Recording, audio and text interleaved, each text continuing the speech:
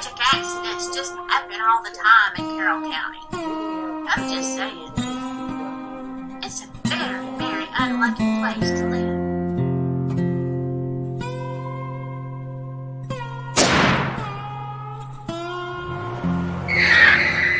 They dropped the charges because it was accidental. You don't accidentally run over somebody and back up and try to do it again.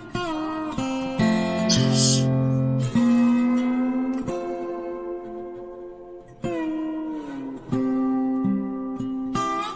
Let's start from the beginning as investigative reporters, right? So you would ask the questions who, what, where, when, and why. Should be easy, right? Of course it is.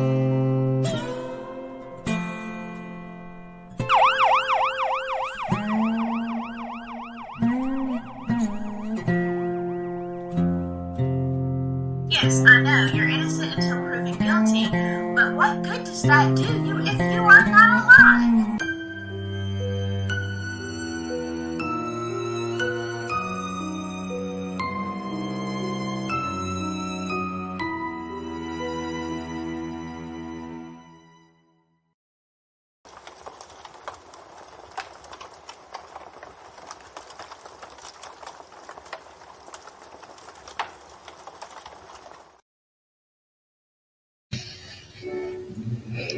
Well, hello, my silky friends, and to my shady enemies, hello to you too. So I hope this week has been great for you so far. My daughter is playing the piano in the next room, so if you can hear it, sorry. I'm hoping it's going to be muted. So how are y'all doing? I'm kind of waiting for it like another Delphi bombshell, but they always come as a surprise, don't they? Okay, so I have a lot to say tonight, and I'm really going to kind of jump right in it. I will be throwing some things. I'm going to not do the regular highs that I normally do. Thank you so much, all of you early people who are in the stream. But I'm going to highlight through there, and I'm going to probably just star some of your comments because I've changed the format for this one. Okay. A lot of people just want the information and they don't, have the time. And I get it. I don't have a lot of time to spend, listening to long podcasts.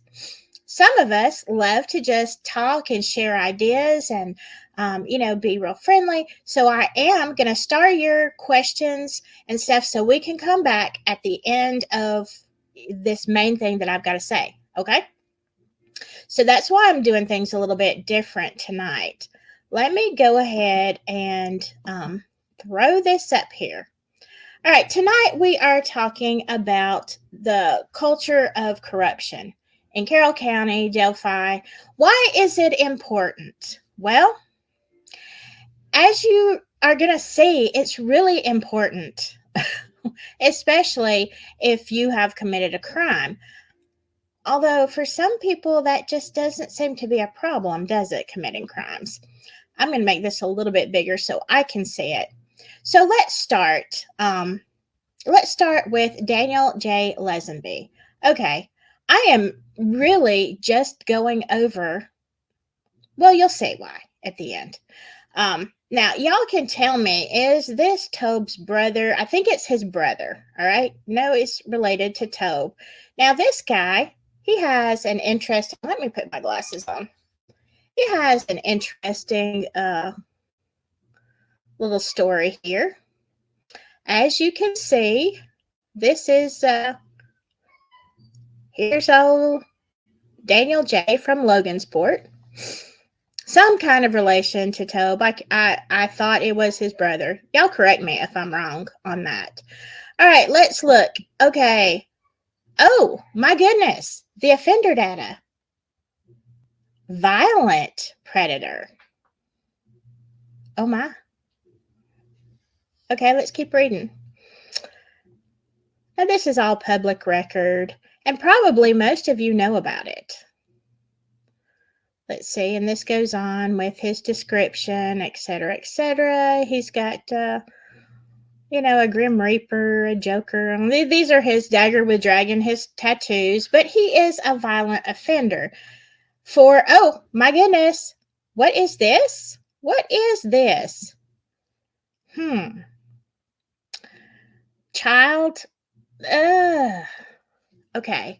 Now, he was convicted of offenses against a child. And what was this? 2012 was his conviction, and he served time. He got out on April 13th of 2017, or at least that's what this record says. I assume that is correct. 6 years in the DOC and 2 years suspended. Huh. Wow. Jeez. So, we've already whoops. I don't know what I just did there. Oh my gosh. Okay, let me stop this. I don't know what that was. That was what CJ calls a fumbleoo. All right, now, this is interesting because this is one of my subscribers. She says my case is very interesting. In May 2017, he had 2 case files, one for living near a school as an RSO, that is a registered offender. The other was nondescript, so we're not really sure what that one was. The case files were destroyed, and there were many attorneys on the case. I think he was looked at for Delphi since he and Tobe look similar, and Tobe was tipped in. Yeah, we've talked about that. Tobe being, interviewed 7 times. He does look similar to Tobe, and so, but according to this date, he was not out. So, let's go on. The My Case record is the reason I even bring him up. The way they destroy case files, dismiss without any explanation, don't update them, etc. His probation info should be in the file just like it is in everyone else's, especially as a registered offender. Maybe he was a snitch too because Derek's case file was also destroyed. Now, McClelland's dad's My Case file, let's see. Let's go through this one and get to the next screen. Come on. Oh, now McClelland's dad's case, My Case file has just disappeared. Really makes me wonder how these things are happening. It makes me wonder too. I mean, how do things just get shut down from the legal? Okay, so now remember, we've talked about, and again, it sounds like I'm casting stones on people's lives, and that is not my intent. My intent is to focus on the culture of Delphi, and we're starting with small, and I'm going to show you why it's important to look at what is going on around you and the people that are participating, okay? So we talked about in Hall of Shame, remember that video? We talked about Travis Evans, who is related to Shane Evans, who was the mayor, now on the prosecutor's side with Nick. His uncle was a child offender as well. And remember, they had it out for him. He got sentenced to 152 years in jail, in prison. And on top of that, he had, there was like a little odd note to that. He went to jail. That was kind of overkill, on that sentence. That was from Judge Moffmer. Now, Judge Moffmer really had it out for this child offender, and I get it. If I was a judge, I don't know. They probably couldn't. You don't want to know. You don't want to know what I would sentence, but 1 million years. But anyway, Judge Moffmer, not too long after that crazy story, he went home one night and he was working on his car in his garage, I guess, and It's kind of strange for a judge, we talked about this, to work on his own car, but some people have hobbies and they like to do stuff like that. But while he was under his car, his jack kind of just collapsed and he passed away. Freak accident. Right? Okay. That's a side note. I mean, they never, said it was a homicide. It's just a very strange coincidence in Carroll County. And we know that a lot of strange coincidences happen. All right. So we've lost a judge. Now we got my case files just disappearing and stuff. I don't get it. Interesting. How does that happen in a court of law? Can someone tell me? All right, now, oh my goodness, this thing. Let me just try to stop it when I get there. Property had already been purchased. Wait. All right. Now let's go on to something else I want to bring up. Not only do we have the shady, things going on with my case files, and we know we've got shady relatives, and I'm not saying that makes some of these players a bad person in and of itself. I mean, I think every family probably has some shady relatives, somewhere in the pile there's going to be the black sheep. It just seems like there's a lot of black sheep that have to do with children, offending children. That's odd. All right, but then as I was looking around Carroll County, I came across some really weird things that happen with land. And I'm going to need your help because I don't know how this ever ended. So let's go. Oh, like it's just doing its own thing tonight. Okay, let's go back. All right, let's see if this dang thing will play. This came off, this is a news report. When it plays, I don't know what's up with this thing. There we go. But yeah, we're going to look at a news report, and this kind of just caught me off guard. I had not heard this, and I just kind of came across it, and I'm like... A land purchase by the city of Delphi sparks an Indiana State Police investigation. News 18 Samantha Tiki joins us now with a look at why that land deal is causing so much controversy. Sam?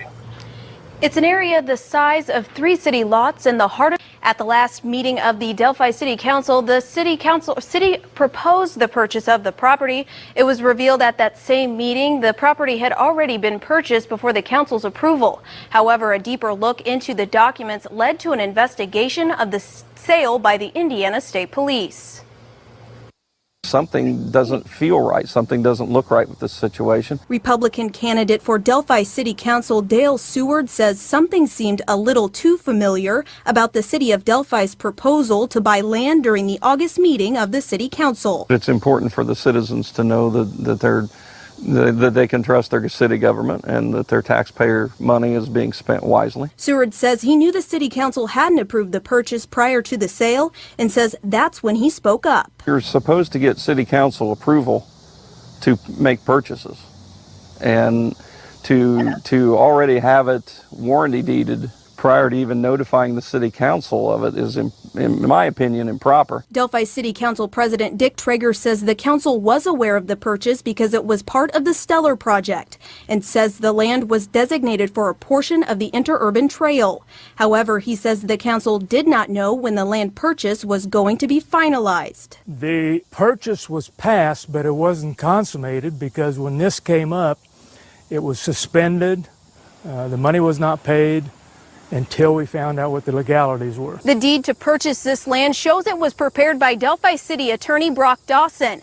But according to Seward, Dawson says he has no recollection of preparing the document. Dawson denied knowledge of the transaction, said that he didn't prepare a document, he didn't have anything to do with it, and didn't know what it was either.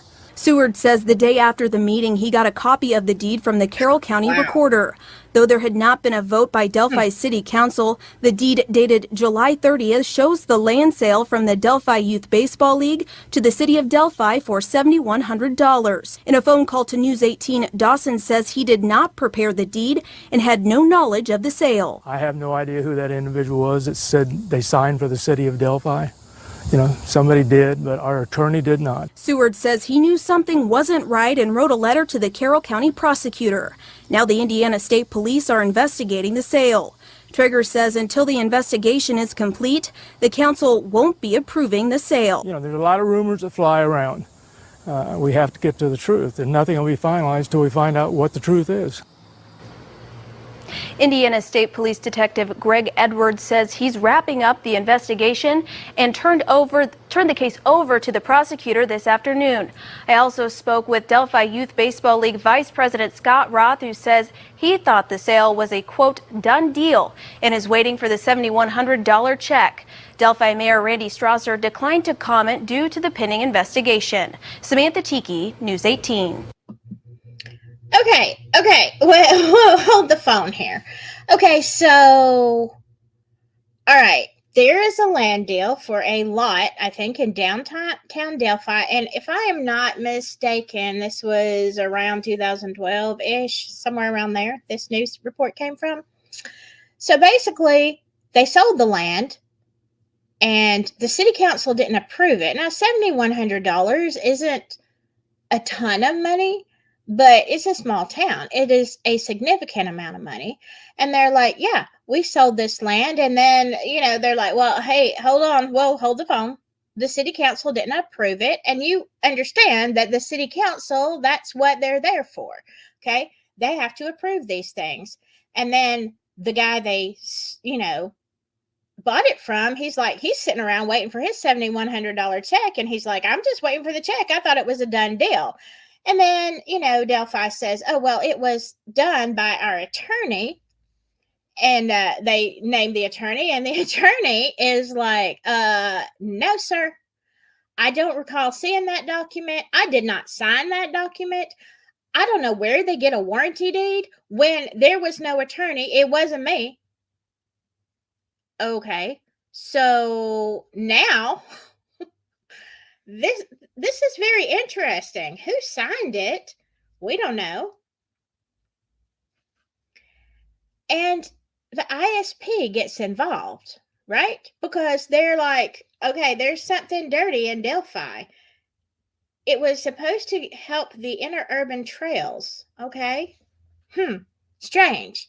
A few years later, the trails would be a big,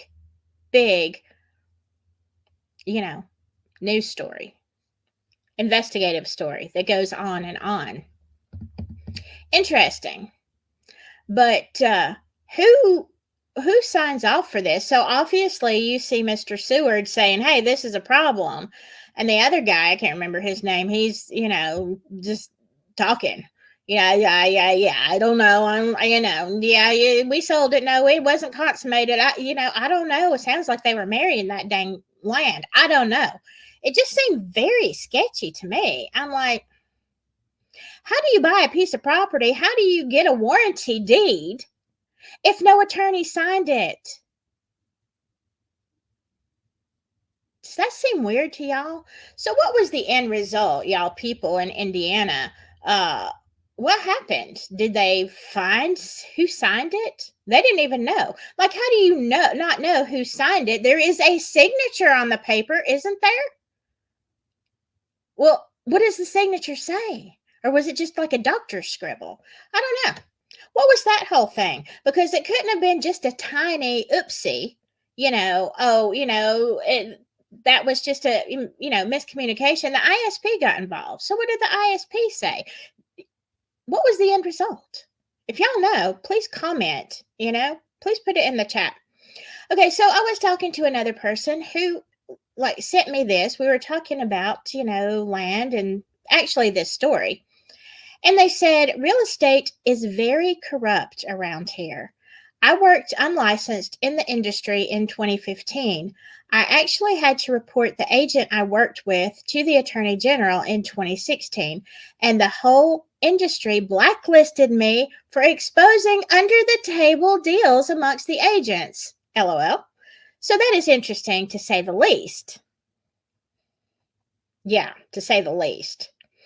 The guy that I encountered and I've told you about married a real estate agent that I know not long after I dealt with him. That's part of why I don't want to put his name out there. She's a nice, okay. God, we just do this. I don't know, this thing. It's just doing its own thing tonight. Thank you, StreamYard. I don't know. It might not be StreamYard's fault, but I'm just telling you. Anyway, yeah, so it was interesting when I was talking about that, just how they just happened to say, hey, look, I know this is true about shady land deals. And like, they get blacklisted for telling the truth and reporting this. Like, there's some. Now, I'm sure this happens in every state, but let's just add it to the list, okay, of weird things. We haven't even got to the fires yet. Dear Jesus, when we get to the fires, that might be more than one episode. I'm just telling you, it's crazy. All right, so now, again, so I had my conversation. Now, let's look at this. If I can look at, it's just going nuts. This thing, no, stop. This thing is going freaking nuts. All right, I don't know what your problem is. Okay. I might need a drink after this. All right. This article came from the comment, and as you see, it is in 2020. The $80,000 Delphi land deal that won't go away. All right, let's see what this one's about. It was learned earlier this month that Delphi Mayor Shane Evans paid close to $80,000 for a 1.479 acre parcel of land. Geez, that's like an acre and a half. That's not very much land.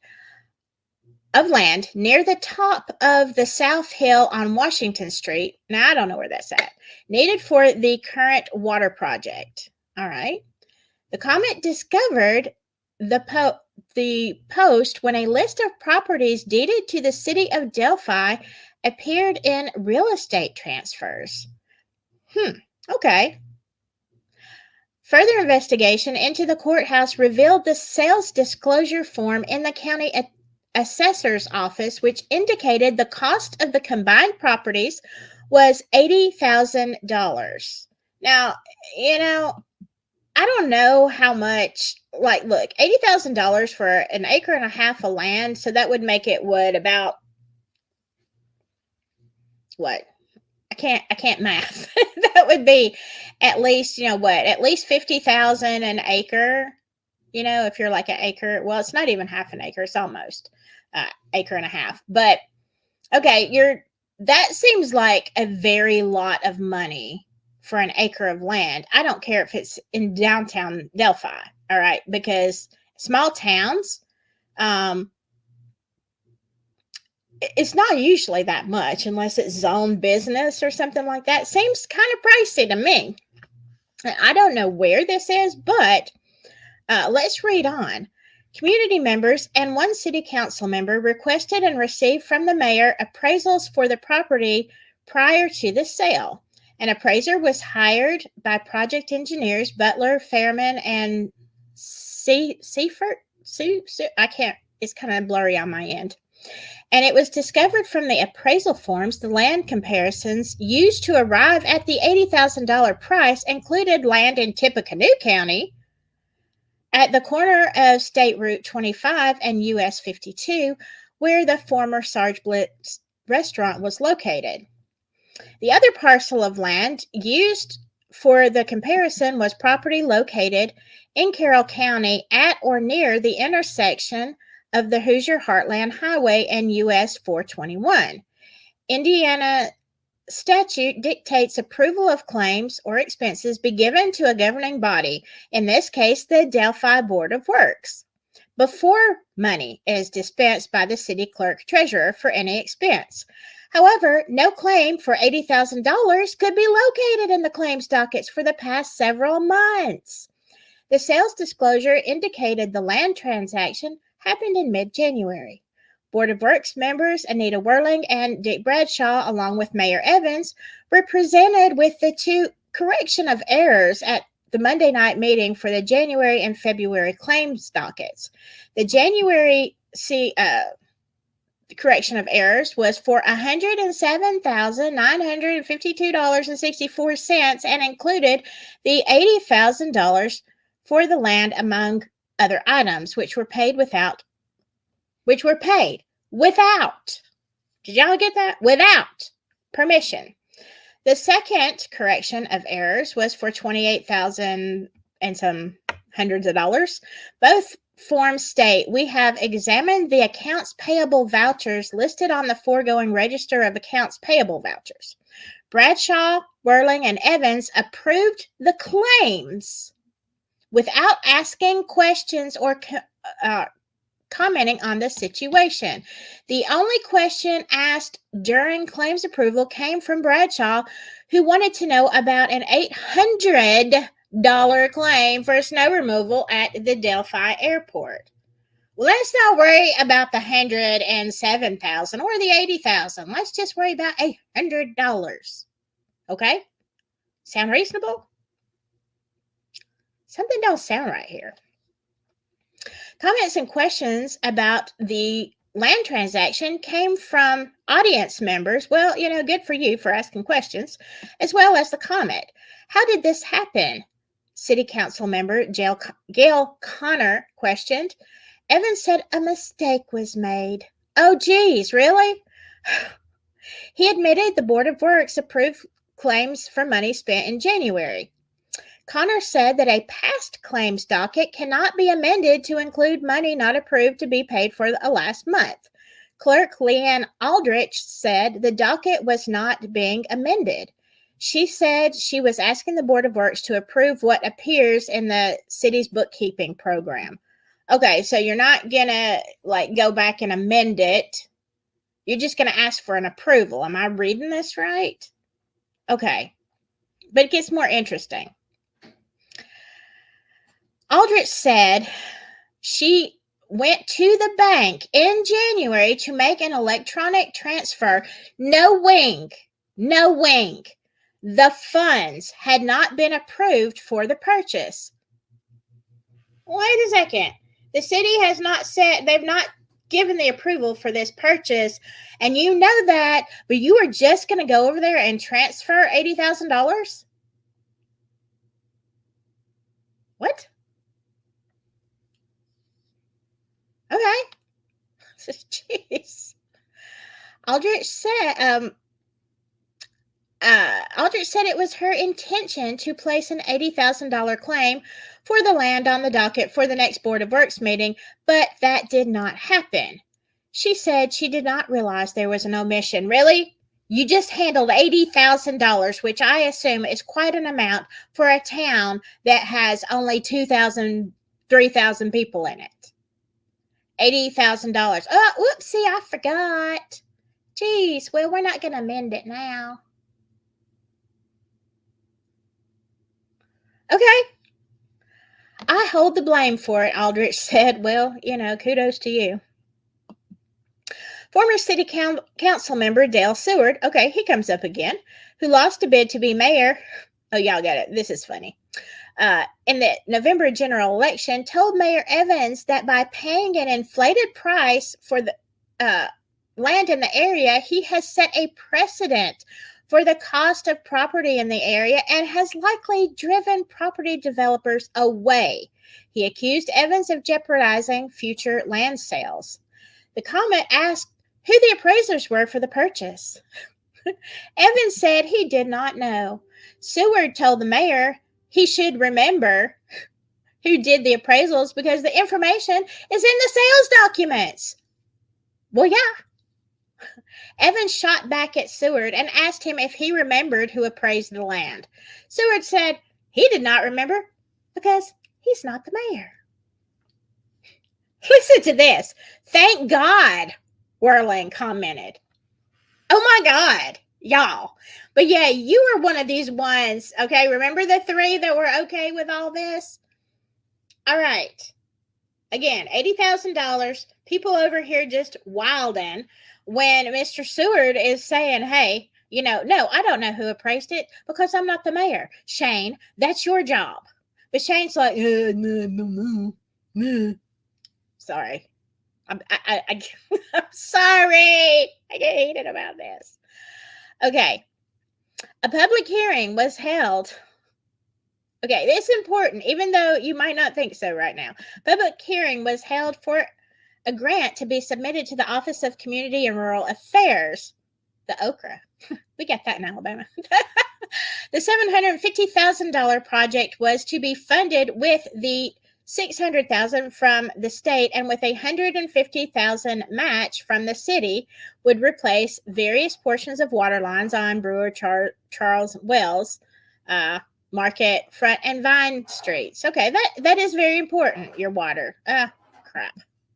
Hold on. We're going to get there. We ain't there yet. All right.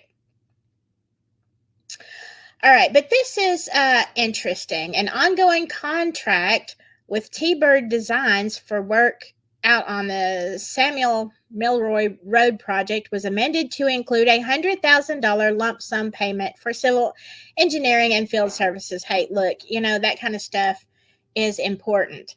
However, now, not only can Shane not remember who the appraisers were, when they looked, God, I'm having a day.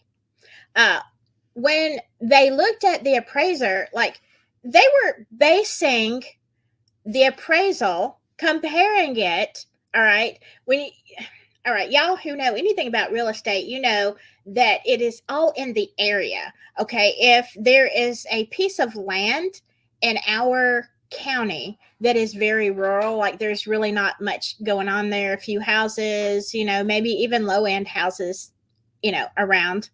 And then, it's not, that land is based on the property that surrounds it.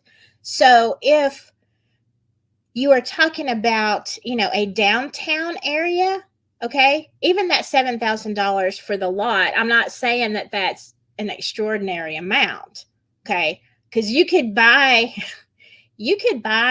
a lot of land in downtown Delphi for $7,100, but to buy an acre and a half, it's $80,000. Wow. I don't math like great, but I can tell you that's not the same. So they're basing this appraisal of this land that they need to do this, sewer project. I get that. But they're basing it on land in not Carroll County, but Tippecanoe County, and land that is by the interstate, which, if y'all know, interstates and U.S. highways and stuff like that, well, yeah, U.S. highways and like these major thoroughfares, not interstate, but this is prime property because this is where most people travel. This is where you want to put a McDonald's or something, right? So people can, get to it. I'm sorry. Sachi. Oh my God, it's always something. Sachi, quit. She's got a rock. She's batting around. Sorry for the distraction. So not only are you so this land obviously is way inflated. The price is ridiculous for comparing it to interstate or, very highway land in another county, not Carroll County. But you're going to take that and appraise land in Carroll County to the tune of $80,000. And as the mayor, you're just going to say, okay, I don't know who appraised it. This is what we're paying. And then the other people are like, yeah, we're going to pay this. It never comes to city council. It doesn't go through the board of works. They're just cutting checks. And Aldrich is over here just walking to the bank, making the electronic transfer for this money, knowing daggone well it hasn't been approved. What kind of county are you running? And excuse me, who was getting paid $80,000 for that land? Because I've got some land I can sell you in Alabama. Yeah, I'll give you a good price. I mean, do you see a problem here with people just running rampant, wilding, not going through protocols, not doing different, not even following the legal ways and methods that are set down, like their own protocol? They're just doing stuff. They just buying land, lying about who signed, what lawyers did the warranty deed. Now you're just going to go buy an inflated piece of land and make up stories about it. I'll tell you something. I don't get what you're doing. And the other thing is, I don't understand how these people keep their jobs. Like, it's all right there. If I'm a citizen, break that $80,000, divide that by, 2,000 people. That's a lot of money per person. That's, man, woman, child, baby. That's probably, I don't know. I'm guessing it's probably going to be to the tune of about 150 or more per person. Maybe more than that. It could be more than that. I don't even know. Okay. The whole thing was $107,000. You do the math. But what I'm telling you is maybe it's not that. I don't know. Anyway, that's a lot of burden to put on each person in that town. Now, yes, do you want your water? Yes, of course. All the bills are going to go up too, right? And the big problem with this is that, okay, you see what's happening here. It's not just about this sketchy amount. Sachi, quit. Sachi, stop it. It's not just about this sketchy land deal, but you see what they're doing, and it said it in the article, is when you start having property sales at an acre and a half or a little less, going for $80,000, you're setting, okay, so that one sells for that much. All right, so guess what? The properties around it are going to appraise for more, and all of a sudden, your land goes sky high. For what reason? So now people can't afford to buy land, or they're selling their land at really inflated prices because this is what the real estate market says you can do, because this property sold. Like, if my neighbor's house would sell for $1 million, well, oh my God, my house would sell for a whole lot more than, I would think right now, because my house ain't nowhere near $1 million. So now your property tax goes up, right? So now everybody's land is all of a sudden worth more.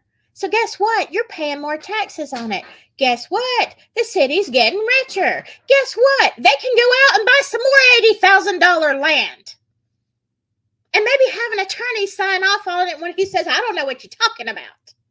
Do y'all see a problem here? Because I do. All right. And this ain't unalivings. This ain't, CSAM. This is just like, what the heck are you doing to the people? All right. Let's talk about something that is important. All right. That is an unaliving. We're going to talk about, y'all know, a lot of y'all know, and I was surprised actually to know how many people don't know about, let me go this next one, about Jesse Snider. Let's talk about Jesse Snider. All right, I'm going to tell you, first of all, if you, and I saw this months ago, kind of look like the Mad Hatter here today. I don't know. Jesse Snider, if you haven't seen this story, go to R&M Productions and go watch this story. It's like a short documentary. I don't know, probably 30 minutes or less. Very well done, on a guy named Jesse Snider. Now, Jesse Snider, I'm going to put it really in a nutshell, okay? He was a veteran from Iraq. He comes back home, okay? He fought, no problems. He comes back home. He buys a house. He has a good job. Well, one day, of course, first of all, being in rural America, you probably have guns. We all have guns, okay? It's just what we do. And so he had guns, and then being military, I'm sure that was, just something that he was familiar with. So, it's not illegal to have guns yet or ammunition. So Jesse is out, and he's got like an outbuilding or whatever. Him and his friends are out one evening, and they're hooping and hollering, and they're having a good time. They're not bothering anybody. They're shooting. I think it was inside the building. Anyway, as they're just enjoying their normal just guy time, the police come by. They hear all this noise. They hear gunfire. Long story short, okay, because there is more to this story, they end up arresting Jesse and his friends. And in the end, he gets charged as a terrorist. Like, they say that he has pipe bombs. He has all these guns, all this ammunition, which, by the way, that part isn't illegal to own anyway. But they say that he's dealing drugs and all this kind of stuff. And, Liggett and Dan Doolin are, all bringing these charges, right? Dan is mainly the person, but, Liggett's an investigator. Old Dan decides to tell, this is what we found. So Jesse gets all these huge, like, he is facing massive years in jail because of having pipe bombs and, being a drug dealer. I guess they, made him look like a kingpin or something. I don't know. So he, of course, he's fighting this. It's coming out of nowhere. He has done absolutely nothing wrong. Well, eventually,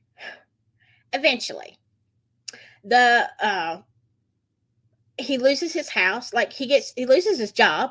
He loses the new house he has just purchased.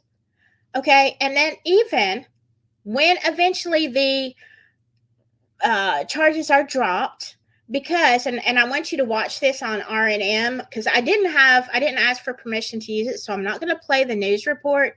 But in the news report, it says that basically the judge dismissed all of this evidence against Jesse when they realized that what Doolin and Liggett had said, what the charges were, what was written up, like on the, I don't know if it was the search warrant, I believe it was the search warrant, whatever, it was inaccurate. Okay? It wasn't true. A lot of that stuff was made up. So because, now we've learned this because of the Franks motion. Wow. This does show up again. I don't know if they had a Franks motion. I have not seen the case files, but I can tell you this, that was the same thing. They're out here making up information and twisting the facts, okay? Making it look bad. Getting old Jesse arrested. Yeah, the judge dismisses it and says, hey, lack of evidence. And really, there was no evidence. And anything that was from that search warrant, like, it was made up. That's crap. You can't use it anyway, right? Because you lied. You lied. All right, so now fast forward to April of 2014, and that I just included this a little bit. Jesse has now been exonerated, but he's lost everything. He's lost his house. He's, lost his job. And, because of all of the news reports that talked about this, they made him out to be very sketchy. Okay. So nobody wants to hire him. Like, I'm just saying, if I didn't know the details and I was an employer in the area and I heard all of this stuff, yeah, and then I just know this is Jesse Snider. Yeah, I remember seeing you on the news. Yeah, I don't know. Yeah, I know they dropped the chart, but it's sketch. I don't want a terrorist working for me. Okay, I hope I wouldn't feel like that personally, but I hope that as a human, I would have investigated the case. But a lot of people don't. And so Jesse was kind of blacklisted, and he just couldn't recover. So unfortunately, as you see here, and here was Sachi, he was found unalive. All right. And basically they said it was an overdose. He had been out to a casino with a woman the night before, and they found him in a car. And they said that it is not believed to have been the result of a homicide. However, they had, and it says in this article in Journal and Courier that initially, somewhere in this article, it says that initially they had my mind went blank. They initially did think it was maybe a homicide, or there was, I don't know, it made it sound like there was some kind of wound. Let me see if I can find it. But they came back and they said, nope, nothing to see here, boys. It was not a homicide. We made a mistake. They thought he might have met with a violent unaliving. But there was drugs in his system, I guess, or whatever. And so anyway, there you go. So they went ahead and they just ruled it as that. Now I don't know. I don't have any evidence, or I don't know. I certainly understand that Jesse probably was very depressed, according to his friends. Just watch the report, and it is the saddest thing. And again, I bring this up because we're talking about old Danny boy, Doolin. So here's my question. All right. And I do have one more thing. I think there's going to be part of this, but here's kind of my question on this. We got old Dan here just making up crap, putting it on paper and getting people arrested, basically ruining their whole lives. Yet, strangely enough, this was in 2012, I think, or what was it, 2014? Anyway, fast forward to now, we have Dan Doolin coming up again. Now, we've been told that he said, according to Richard Allen, that Richard Allen was on the trails on the bridge between 1:30 and 3:30? 1 and 3:30, 1:30, 3:30, something like that.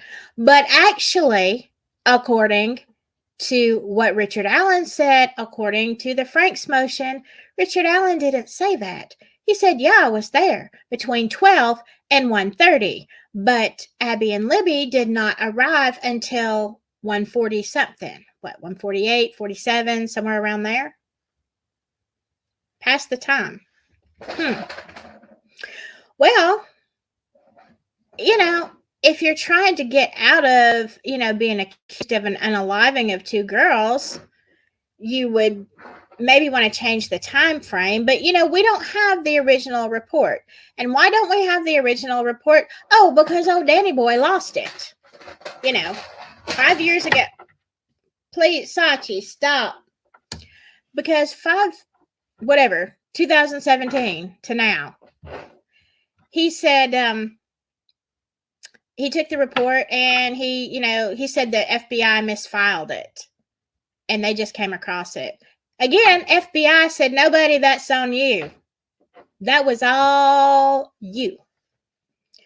So we know already in the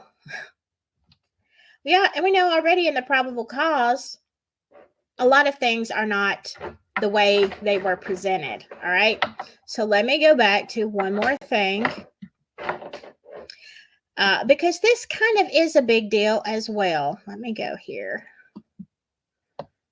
And I just want to position. And you also have this issue that's really significant to me that right. I'm going to stop this for just a second. This is J. Scott Morgan from Jax University, and this was, of course, Court TV. But he brings up a very good point, and I just wanted to add this, okay? is undressing and redressing, which is something that's quite striking to me that came out. But yeah, that's the scene as far as I can understand it at this point. I don't know that this is necessarily randomized, but if this is the coverage that is on top of these bodies, it would seem to me that it was a very poor effort to obscure the bodies, because that's the goal with covering bodies, right? You want them out of sight. We don't know how robust any of the vegetation was. We don't know how fresh the vegetation was, and it's very troubling to me, Vin, that these items were not collected, specifically as it applies to tool marks. They were not collected in the beginning, because we're talking about saw marks, bolt cutters, perhaps. I don't know, how were these limbs, if they are in fact limbs, how were they trimmed away? Because that's a big telltale there.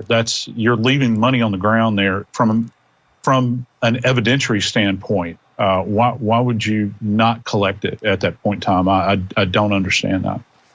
Lauren Vellucci, what questions do you have based upon what the defense has now filed in court? What questions does that raise for you as an investigator? I agree with Okay, now the reason that I played that, and we're talking about the crime scene, right?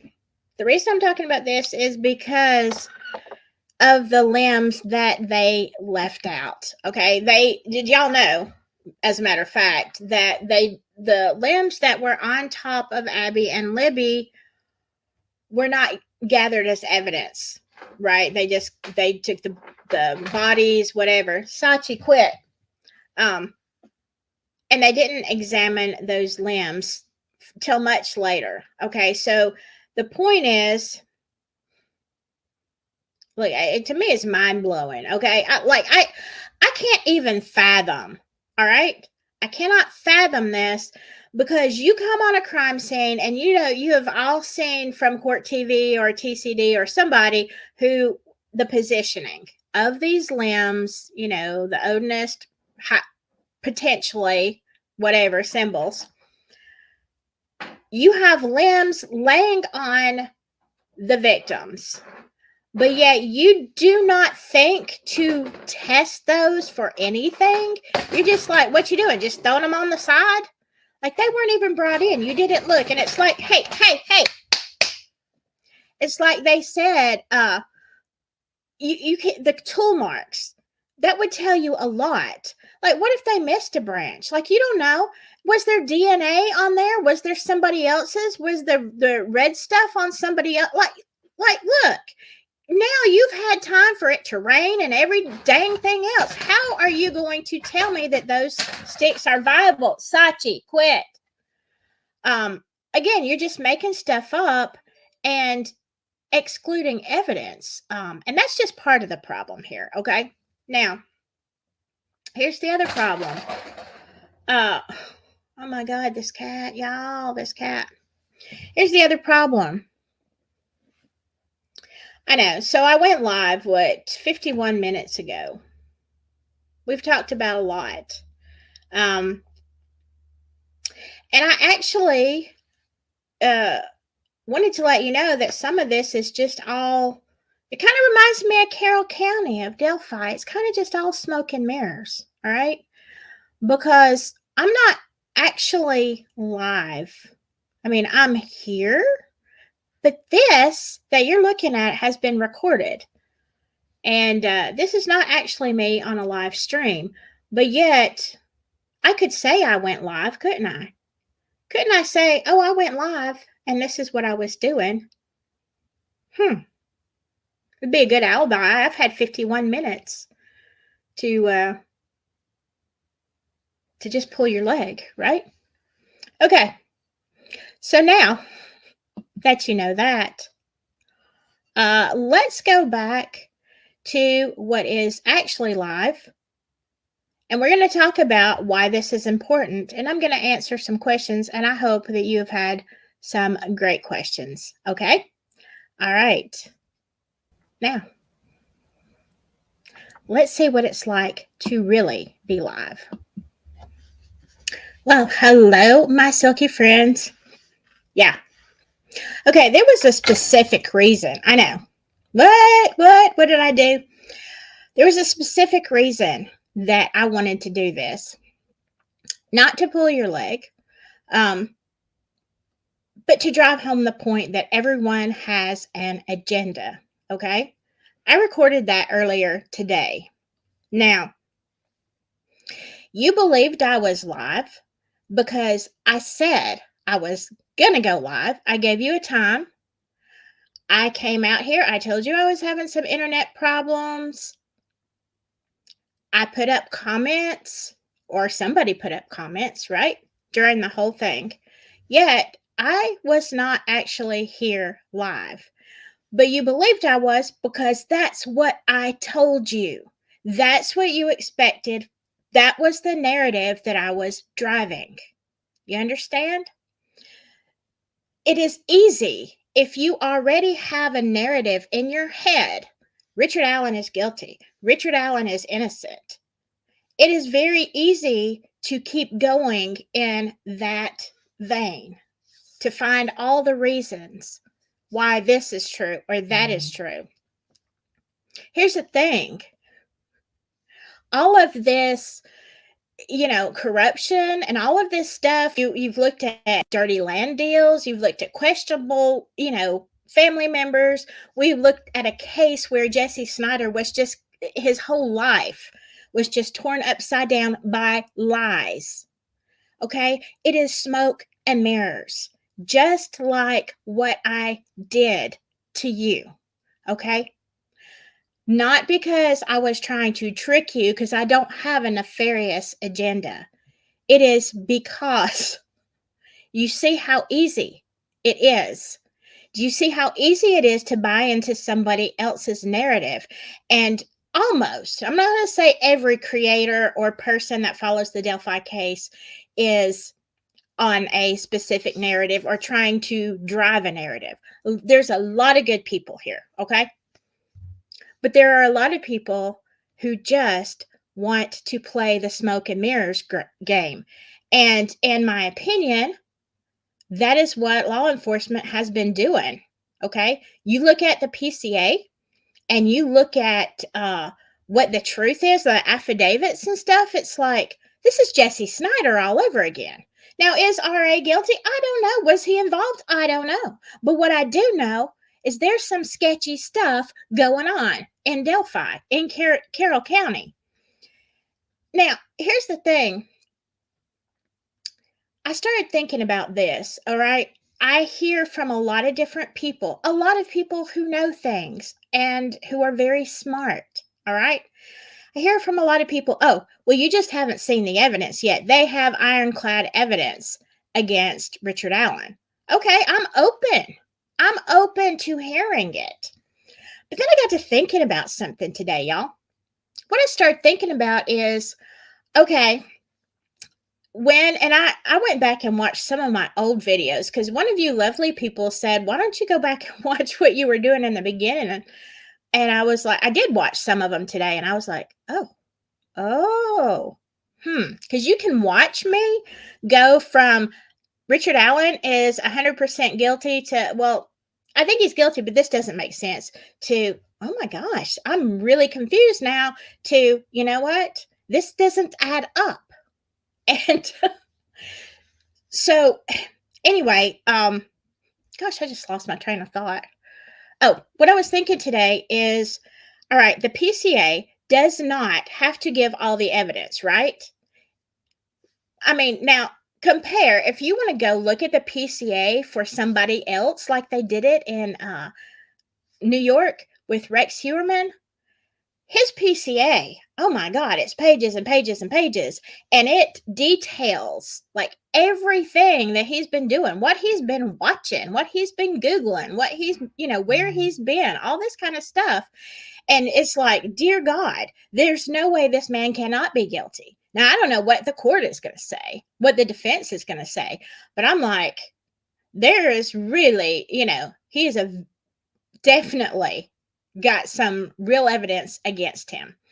Now, you go to the PCA in Delphi, and what you're seeing is, okay, Richard Allen was on the bridge from 1:30 to 3:30. He was wearing the clothes. They found this bullet, and not a whole lot else, except, the witnesses said, they saw him, blah, blah, blah. Then you get to the Franks motion, and you see what the defense, and look, they are quoting. Here's the thing. They're quoting from a legal document, affidavits, saying, no, Richard didn't say between 1:30 and 3:30. He said between 12 and 1:30. All right. They didn't even look for a bullet in Ron Logan's PCA, so, go figure. The witnesses did not say what we were told in the PCA for Richard Allen, that, that's not what they said. 1965 Comet, not anything like Richard Allen's car. Poofy hair, not anything like Richard Allen. Okay, we got some problems here. So then I started thinking, if they can withhold information from the PCA, but they really have ironclad evidence, okay, they just don't have to put it in there. Why did they have to lie about what they did put in the PCA? If you've got ironclad evidence, overwhelming, beyond a reasonable doubt, why do you have to lie to get a judge to sign it in the first place? That does not make sense to me. Does it make sense to y'all? Because I was thinking about that today, and I thought, well, yeah, there could be more evidence, sure. But you lied about the initial stuff. So are we looking at Jesse Snider again? What exactly are we looking at? Because right now, all I see is a bunch of falsehoods, lies, twisting, smoke and mirrors. What the heck? So where's the real evidence? Yeah, present it in a court of law, but I'm telling you, you have already set a precedent in here that your evidence is bad. Because if it can be proven from the very beginning to the PCA was you were lying there, well, how do I know that you have not fabricated this, evidence? I don't know. And neither is a jury going to be. So when are we going to be accountable for what we say? If you've got evidence, fine, put him under the jail. If he did it, put him under the jail. I'm just sitting here looking at the history of what y'all are doing in Carroll County, and I'm thinking, wait a second. You have a long history of nonsense stuff that, should never have happened. I mean, what do y'all think? I'm going to go back and read some of your comments. I starred a lot of them.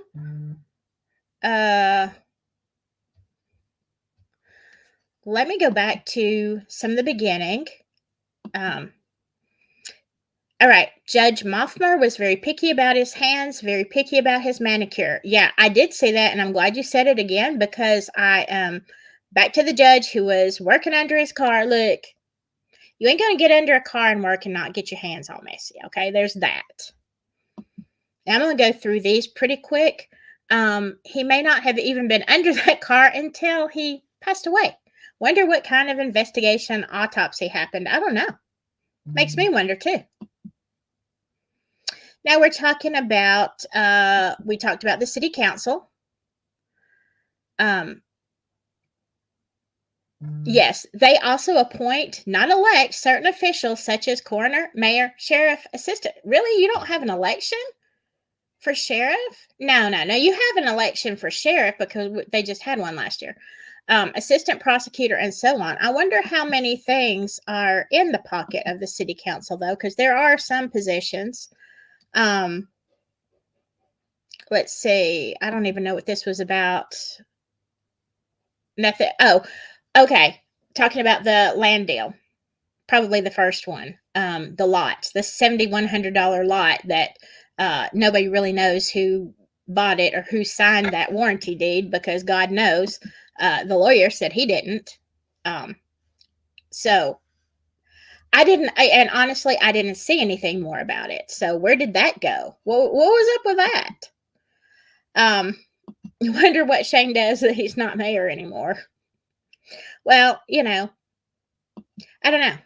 I guess he's not spending $80,000 on a piece of property that is overpriced. Yes, Snow Walker, very overpriced for a small piece of land. Let me keep going. And Kelt asked, what are the comparable properties going for? I'd like to know, because, yeah, absolutely. I don't think they're 80,000. Samantha says, just a thinking person, Y'all are thinking people. Thinking person might just wonder how much of that money just fell into the bottom of her purse. Maybe. I don't know. Allegedly. Don't know. But my question is, how did anybody keep their job? How did the mayor keep his job? How did she keep her job? You just transferring, really large amounts of money without any authority, without an okay. Come on now. I'd be fired in a second. I liked this comment. Kelt said, to be fair, Shane was like 12 when they elected him mayor. Yeah, he is very young. Sherry Faye said, that is how they embezzle money, shift it around and pilfer a little here and there, and nobody notices. You are absolutely right. And here's the thing. Why are you embezzling money? Or where's that money being diverted to? Is it embezzling? Because I would think by now, when you have large amounts of money that people are just, moving around, that you would maybe wonder if there's another project, we'll call it that, being funded. How much did the McCains pay for all that trail property they wanted for their pet project? I don't know. Does anybody actually know? That would be interesting. Samantha said, yeah, we're not supposed to catch what's in plain sight. Right. But some people look. Let's see. Very, very much so, Mother of Dragons. A lot of money for a little town of less than 3,000 people. And look, y'all have got another whole conversation going here that it's very interesting. Overseas corporations already own more American land than Americans. True fact. I have seen that over and over, and I will tell you that is horrifying. That is horrifying to me. What does it say if Americans can't buy our own land?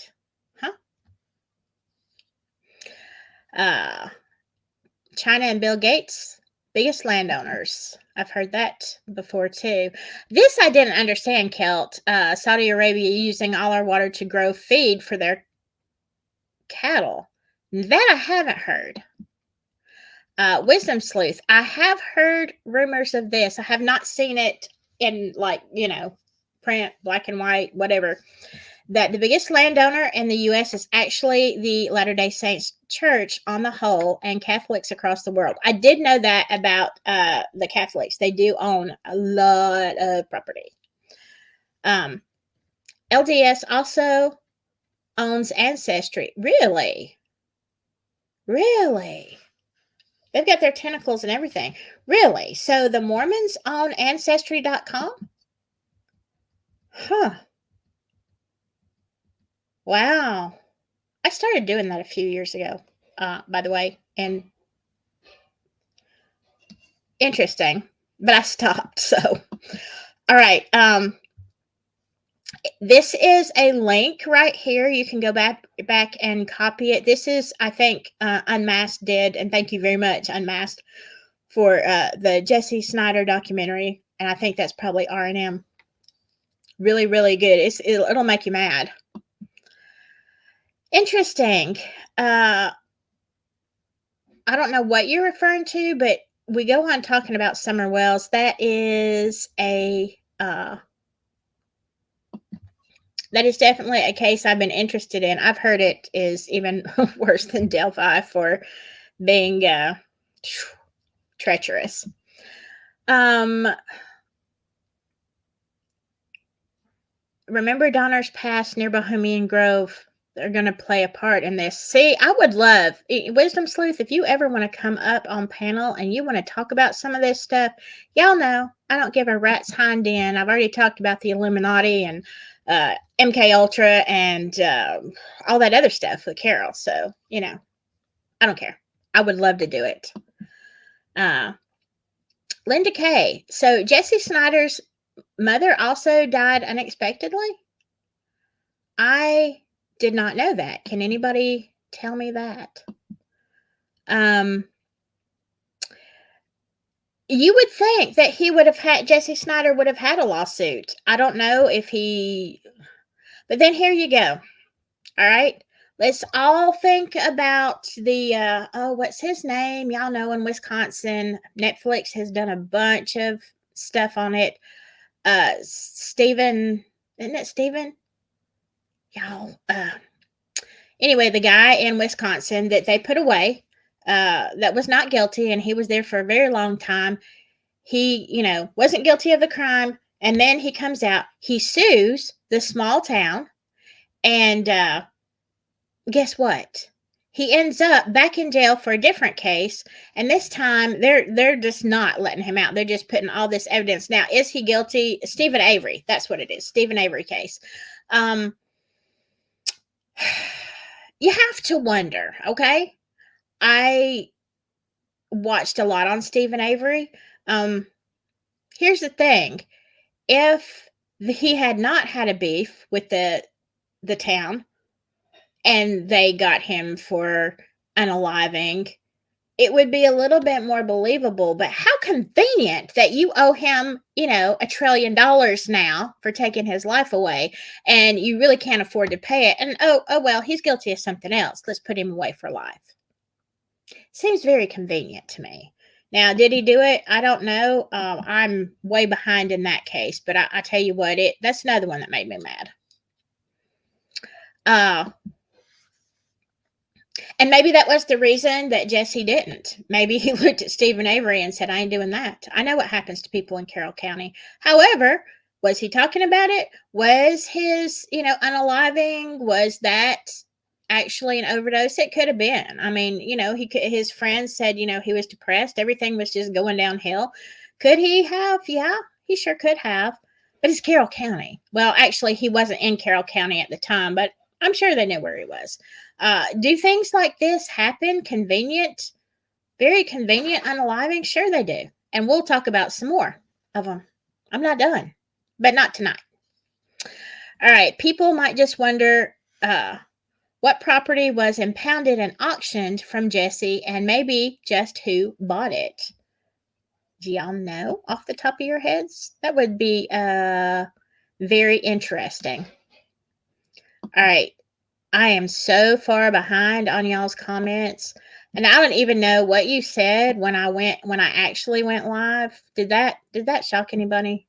Did I actually do it? Because I knew on the upload it was going to be, I don't know, for some reason when I shot that and downloaded and uploaded it, I could tell that the video was not very good. Thank you, StreamYard. But anyway, that's why I prefaced this, okay? I set the tone by putting the very first message up here saying, hey, my internet is sketched tonight, okay? And prepping you for believing a lie. How many times has somebody, it's happened. It's happened to me. You get prepped for a lie, and there you go.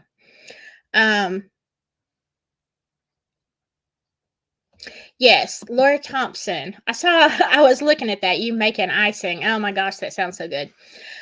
You make conclusions based on the information you have. If you don't have all the info or you have the wrong info, then your conclusion is jacked up. Of course it is. Of course it is. Because you're going on the best that you've got.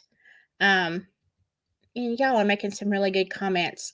And I don't want to, I'm probably going to go back in here and just read them all later on. I'm afraid I'm going to miss something.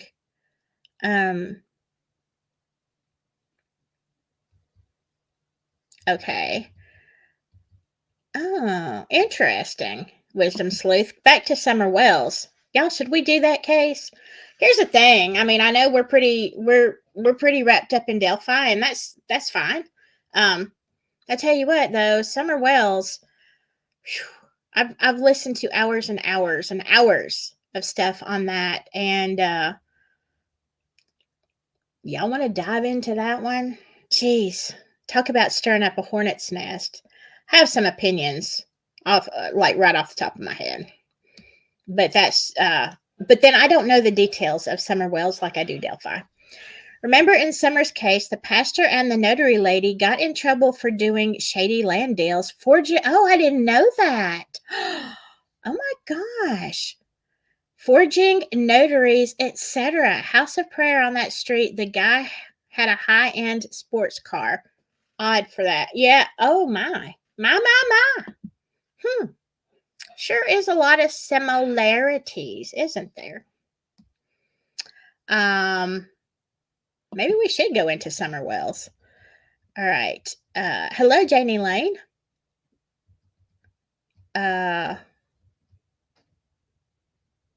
Yes, and you're talking about Wisdom Wisdom. I'm sorry. Wisdom Sleuth. So sorry. Do you remember when they did a video with the bullet on the desk? Yeah. Yeah. That has been okay, now wait a second. Tobe was appointed by council? Is that for sheriff, or was that for his second, this kind of being the second in command that he is? I don't know. And why was he not elected? Like, was there a reason? Was it like, okay, I know sometimes if a sheriff goes out for whatever reason during the term, they appoint somebody, they don't have another election. Was that and maybe they have that authority. That would make sense.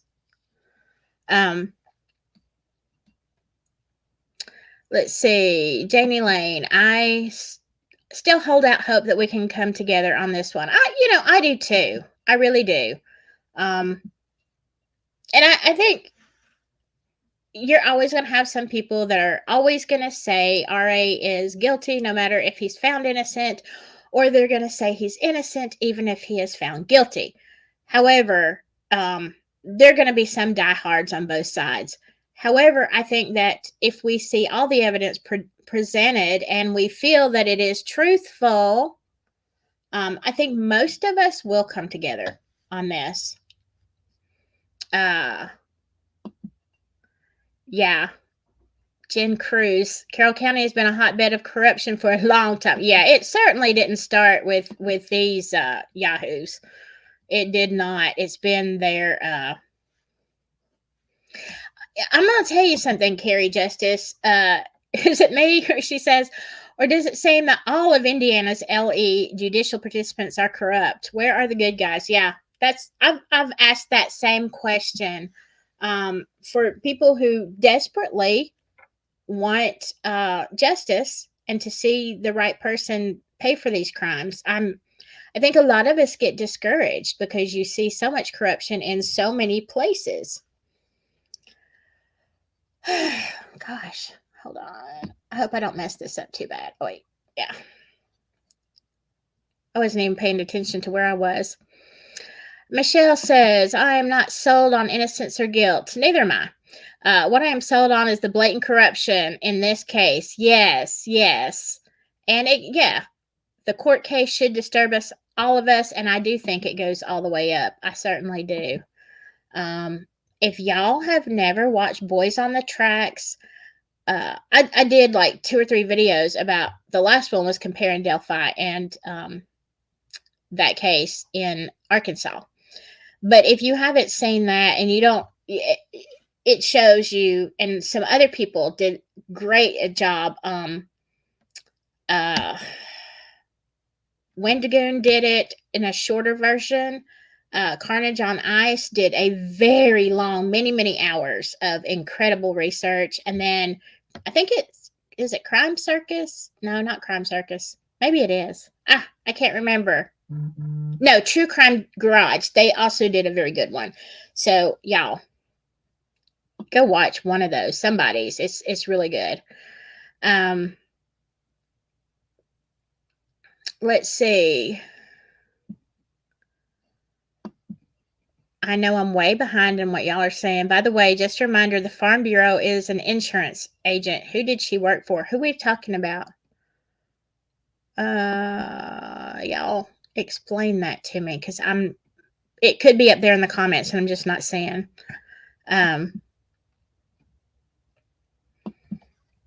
Okay. What is this? Hello, Lambert. UC Uncovered reported that RA met with Thomas Skinner and then Doolin in her November 9th. Oh, crap report.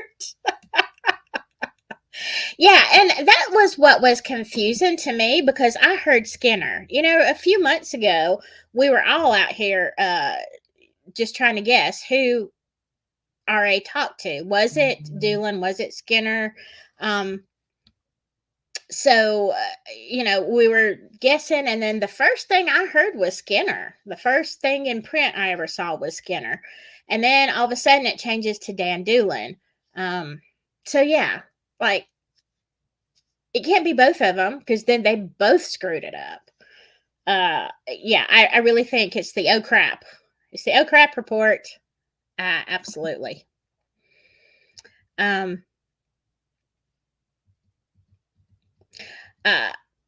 Yeah, it changed, and because now we just have a lot of things changing. Now Libby was wearing jeans, not the gray sweatpants that she was wearing the last 5 years. Interesting. Let's see. Yeah, where's this man Skinner's report? Good question. Good question. Yeah, if there was a report, what happened to that? And y'all are talking about, and the reason I say this out loud, thank you, Jen Cruz. Yeah, I eventually found Stephen Avery and Carrie. Yeah, this is how far behind I am. But yeah, and the reason I write that, I say this out, is because this also goes on to a podcast. So I realized after I did that, like, I'm responding to your comments, but I'm not reading out your comments. I know y'all can see them, and I highlight a lot of them, but the people who are just listening can't. So that's why I let them know what is going on. Let's see. Yeah, the archaeologist, that's a whole sketch situation. I'm trying to catch up with y'all, I promise. Very good question, Wisdom Sleuth. What clicked to me is I was listening to the guy that transported said they sent buses to Florida. I knew that guy didn't want them, so what was up with that? Sent them all to anti-immigrant areas. Why? Good question, and I need to, and we're talking about training camps. I don't know. I'm gonna go back and read all that. Very interesting. So Michelle says yes to Summer's case. Oh my gosh, y'all. Yeah. I really, there's part of me that really, really does want to do Summer's case. A lot because it happened in Tennessee and I'm in Alabama, and I've lived in Tennessee. Not for very long, but I have lived there, visited there, had family there for a long time. It is pretty similar culture, almost identical to Alabama in a lot of ways.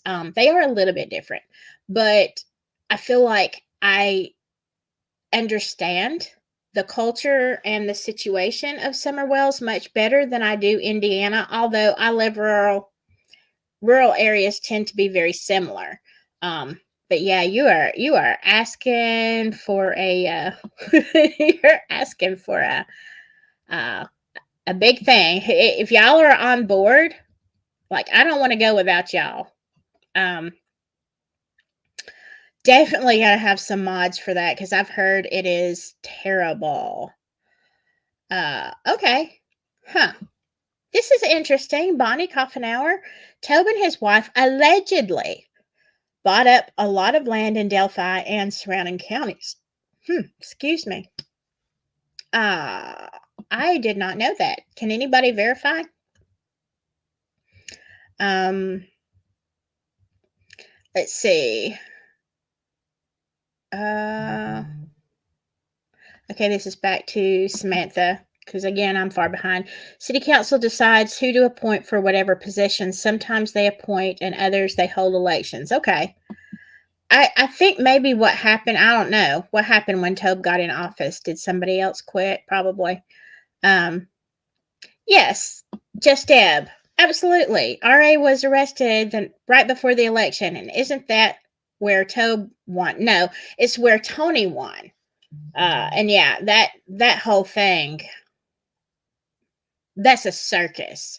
And if you watch the city council or the town hall, not the city council, but the town hall meetings when Mike Thomas, Mike Pinkard, and Tony were all debating, you can see overwhelming support for either Thomas or Pinkard, especially in the very last one, overwhelming support for Pinkard. So, Tony pulls a rabbit out of his hat. He catches bridge guy. Coincidental? You got to ask, right? It's Carroll County. Yeah, I could do a whole thing on that alone. So much going on in that.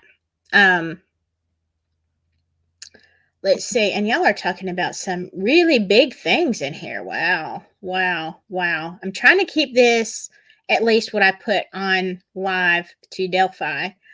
But y'all have some very good points. Wow.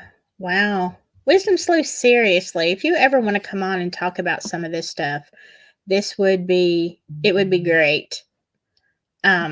Yes, Jen Cruz.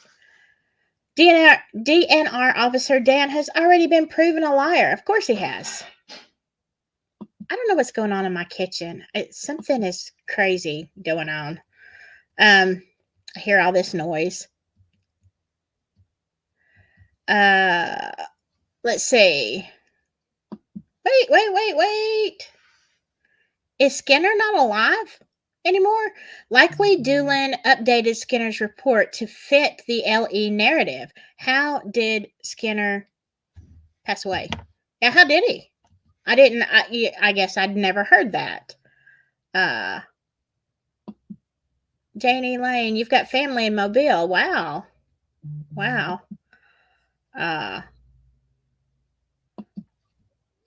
Yeah, I'm not close to Mobile, but I have gone down there. Everybody in Alabama, everybody in the top half of Alabama at least goes to the lower half of Alabama usually about once a year, if not twice. Yes, absolutely, you are right. Richard Allen's life is ruined. If he gets out, he needs to move far away. This could happen to anyone. Scary. Yeah, that's the whole point that I've been trying to make. And the reason that I want to stay balanced, I don't at this point see the evidence that proves him being guilty. Now, there might be some, but here's the thing. If he's not guilty, and this has all been a Stephen Avery mock-up, he definitely needs to get out of there. Never come back. Never speak of this again. Change your name. Do something. Yeah, I feel like he would definitely, he would definitely have a lawsuit. And then I'm just going to tell you, this is my theory, okay? Allegedly. My theory, alone. If Richard Allen is either gets out, either if they, throw this out of court for one reason or another, or he is found innocent, I predict that he will sue the city, as he should, and then probably pass away in an arson fire. Because things just go ablaze in Carroll County. And we will talk about that. Absolutely, we will talk about that. All right.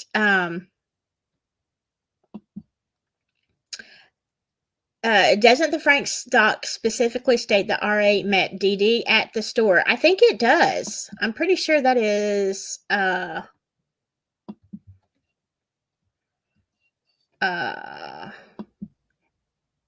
sorry. I don't know how to do this now. Hold on. Okay, Carrie said you'd be a mod. I can usually do this during a live chat, but for some reason I can't do it. It's not giving me the option. Thank you very much. Let's see. I wonder, this is Wisdom Sleuth. I wonder if anybody looked into the system to see if the other guy, not Danny, had entered it. Maybe it's not really lost, just hidden. Oh, wow. Good point. Good point. Now, something, according to the defense, Richard Allen said between 12 and 1:30. So what if it is hidden? Because now we turn around and the PCA, according to Liggett, according to Dan Doolin and Liggett, he said between 1:30 and 3:30, which puts him in that prime time spot of when part of the crime happened, at least. So here is my question.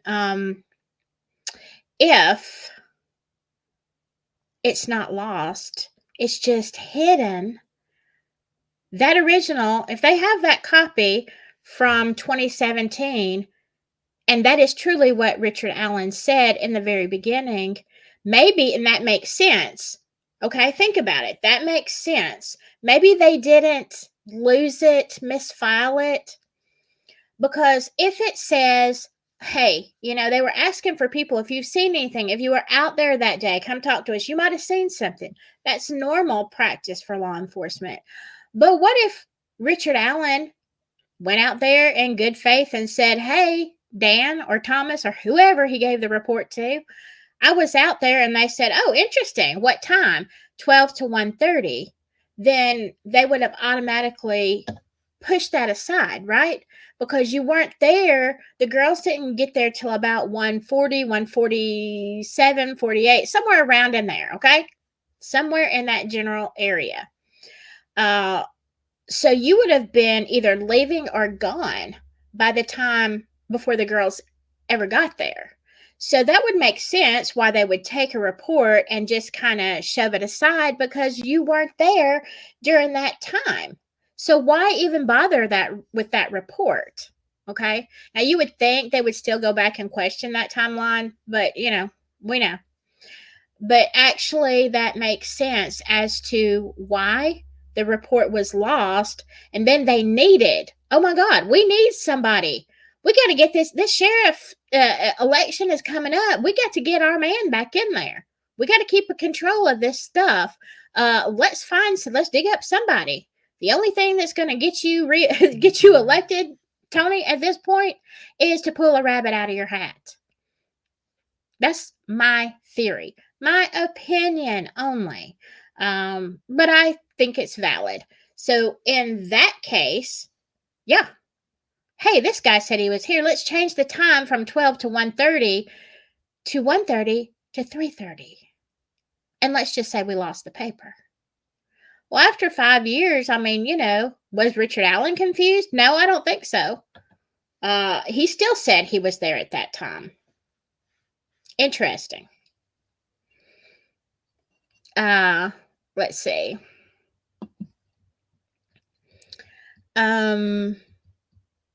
Let me keep on going.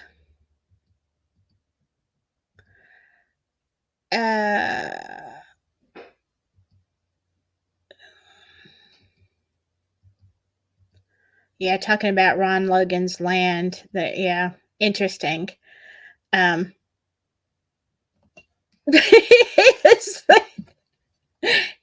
Justice says, "Is the noise in your kitchen your cat looking for love in all the wrong places?" No, she's out of that whole cycle, and I don't know. I think somebody must have let one of my son's cats. It sounds like somebody is going through the dishes in the cabinet and just, I don't know, something.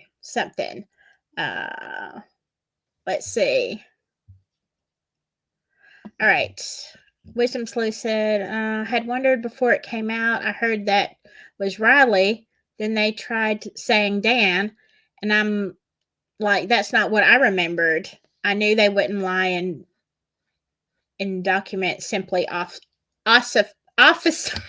God, officer. Yeah, you know what, the truth is we don't know who took that original interview. It's changed plenty of times. So here's the thing, though. Think about this: if Skinner is not alive anymore, and I didn't know that, so here I'm just being hypothetical. But and thinking out loud, if Skinner's not alive anymore, then he couldn't refute the new timeline of 1 to 3:30, could he? Because if Skinner took that report and he was alive and then he saw, oh, they took my report and this is what I wrote down, and I know that this is what Richard Allen told me because this is in my handwriting, I didn't get this wrong. But if Skinner passed away, they could easily change that and say, hey, Dan, not Skinner, took this report, and this is what Dan says that Richard Allen says. What do y'all think about that?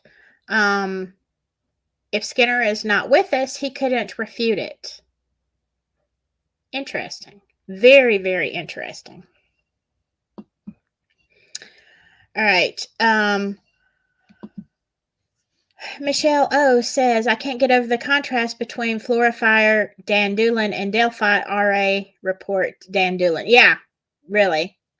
Kind of seemed heroic versus sloppy or sneaky. Well, here's the thing. I think as far as Flora goes, there's a lot of sketchy, sneaky, sloppy stuff going on. And I just tell you, you didn't see me get heated up, get me on the subject of Flora. I hope and pray. I know that there was some more stuff going on. Nothing can bring the babies back to Galen. I hope that she finds a way to bankrupt the city of Flora for doing that.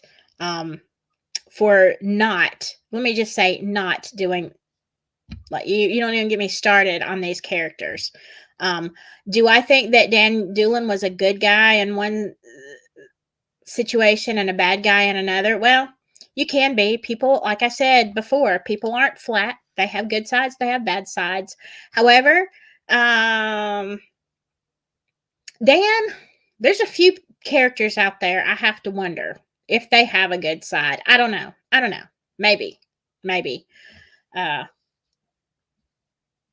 Jenny said Dan Doolin is no hero. I mean, I have to agree. There's so many things about Flora that make me beyond furious. The way those girls were treated, the whole thing. Celts, they may have sent Doolin to re-interview RA, but what of the Skinner docs? Why did they need two and then lose it as they claim? Yeah, Doolin has falsified evidence before. Yeah, clearly he has. We just saw that in Jesse Snider's case. So there you go. And here's the thing. If you are going to falsify evidence or statements or whatever in one case, why won't you do it in another? Okay. You've already proved you have a history of being untruthful. So why are you going to stop now? Did you suddenly get a conscience and say, oh, I must confess? Horse pucky.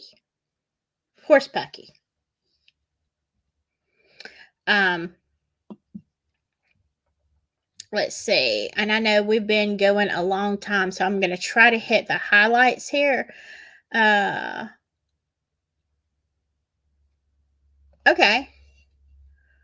Interesting. Samantha says Richard Allen went to talk to law enforcement prior to Doolin, but was told they didn't have time to talk to him. Well, you know what they also didn't have time to do, Samantha? They didn't have time to go check out why there were people screaming, blood-curdling screams at 2:30 a.m. in the area where two girls were lost.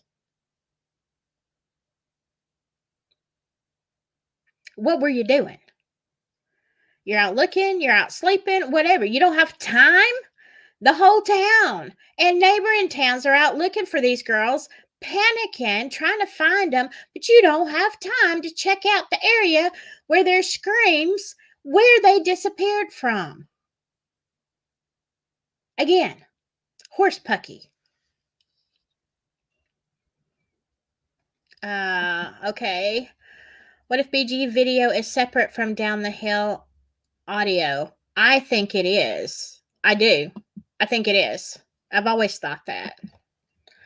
I've always thought, regardless of what you think, what you say, is it fabricated, is it doctored, whatever, I still have always felt in my gut that Down the Hill, and they said that in a press conference, it's not necessarily okay. I can't think of his name. Oh, I can see his face. Anyway, he said the voice that you hear on the audio is not necessarily the picture that you see of the guy on the bridge. That is exactly what he said. So if he's like, it's not necessarily, that is another way of saying it isn't. It is not. If it's not necessarily, but you're law enforcement, so you know that audio is coming from the bridge guy. It's coming from the video, right? There's a lot more to that. And let me remind you of this, that they've said multiple times there are other voices on that audio, other voices. Not there's a voice, not just there's Abby and Libby. There are other voices. How many voices are there? If there are other voices, then somebody else was with Richard Allen, if Richard Allen is the bridge guy. But we don't know, because actually Down the Hill, it doesn't belong to the audio. If you listen closely to what they said, they say it doesn't necessarily mean that this audio goes with this video.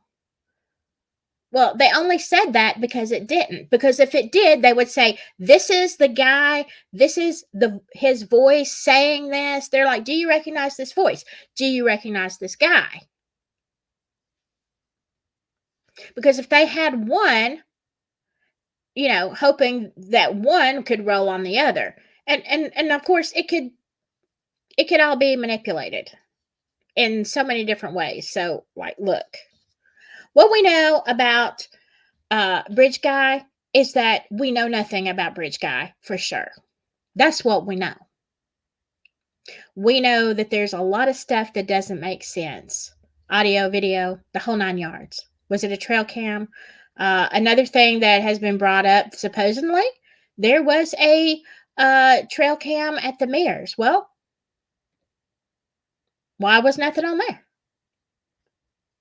Whatever.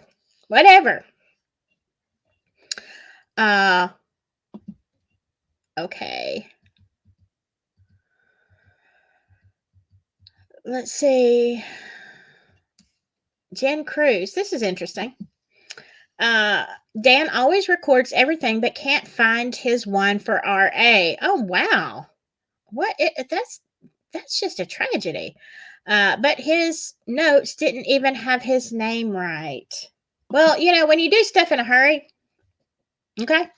When you're trying to do stuff in a hurry, guess what? You can get it wrong. If you got to pull a rabbit out of your hat. No, that's just my theory. Maybe it didn't happen that way. I'm just saying.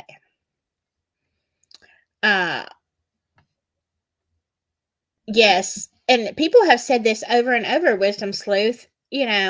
there was a guy in the bridge guy outfit walking into the back of the fire department behind Mike Patty's 5 a.m. interview, followed by Kim Riley and the firemen. Yes, there was. You can watch it 100 times. But, you better record it.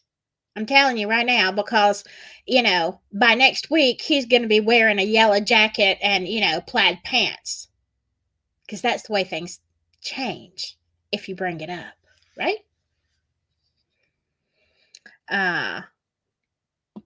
Let's see. Linda Kay, Jerry Holman said at CrimeCon that Ellie were responsible for the BG video using trail cam. Okay, really? Was that this year, last year? Really? Because I just said that, I don't know, within the last few weeks.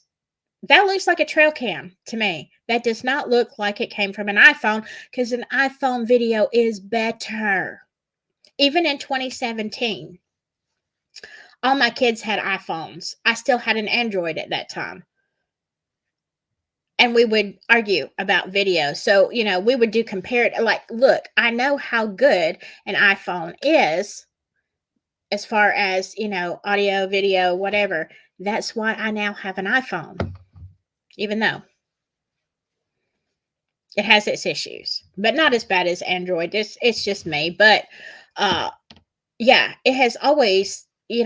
definitely in 2017, when I was comparing this, that just happens to be the year, around in January or February of 2017 is where we did all of these comparisons. iPhone 6, iPhone 5, of course, 6 was way better, but an iPhone still had an incredible camera. So I do not see that nonsense that they're showing as being from an iPhone. Nope. I've always said it looked like a trail cam, but I did say it on a live not too long ago. Let's see. Interesting. Wisdom. I've always felt that the audio came over a radio. Charlie Murphy said he heard the click. Yes, of it. And I'm like, yep, that verifies it in my opinion. Working clown put on private line after. Huh? What? Okay. All right. Here's the thing. I just listened to that again. All right.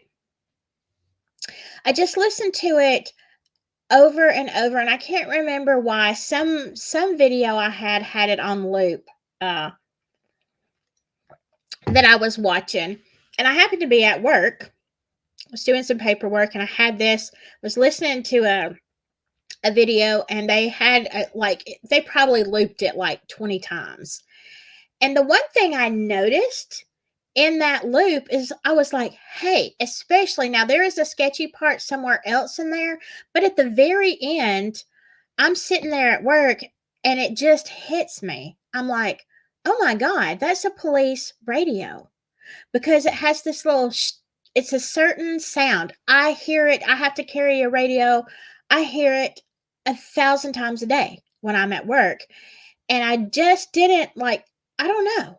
It wasn't till I end, it's right down the hill. At the end of hill, it has that distinct sound that sounds like a police radio.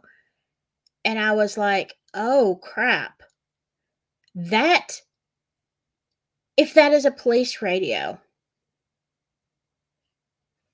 it changes everything, doesn't it? Changes everything. The who was there, who saw them, when that was, what was that about, guys down the hill? Was it even about them? I mean, I don't know. You have to wonder, right?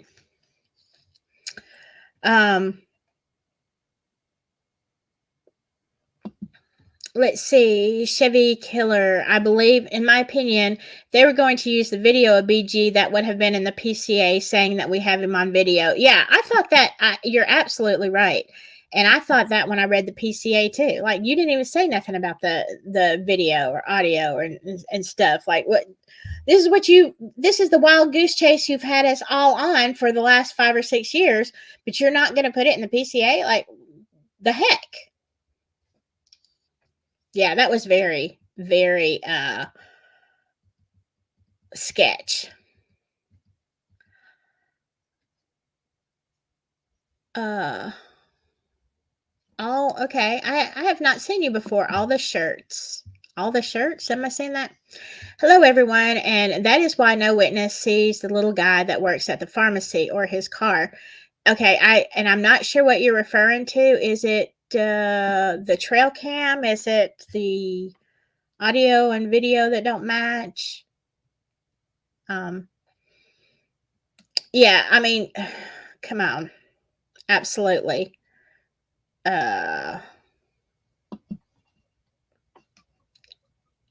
You would think he would be on, like I said, the mirrors, the other trail cam. Look, it's so sketch. Everything about that's so sketch.